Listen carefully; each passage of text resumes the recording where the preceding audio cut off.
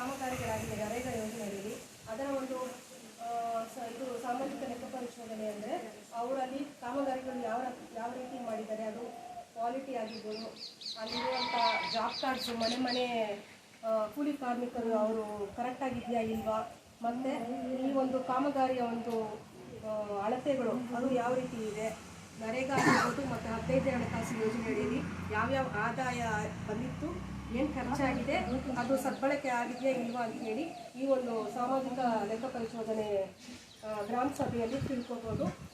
ಈ ಒಂದು ಸಾಮಾಜಿಕ ಗ್ರಾಮ ಸಭೆ ಲೆಕ್ಕ ಪರಿಶೋಧನೆ ಗ್ರಾಮ ಸಭೆಗೆ ನಮ್ಮ ಹೊಸದಾಗಿ ದೂಲಪಲ್ಲಿ ಗ್ರಾಮ ಪಂಚಾಯಿತಿಗೆ ಅಧ್ಯಕ್ಷರಾದಂತಹ ಜಿ ವೆಂಕಟಕೃಷ್ಣಯ್ಯ ಅವರು ಆಗಮಿಸಿದ್ದಾರೆ. ಅವರಿಗೆ ಸ್ವಾಗತವನ್ನು ಕೋರುತ್ತೇನೆ.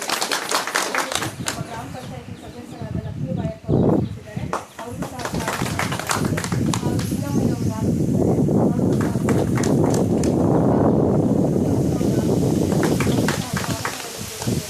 ಅದೇ ರೀತಿ ಪದ್ಮಮ್ಮ ಅವರು ಆಗಮಿಸಿದ್ದಾರೆ.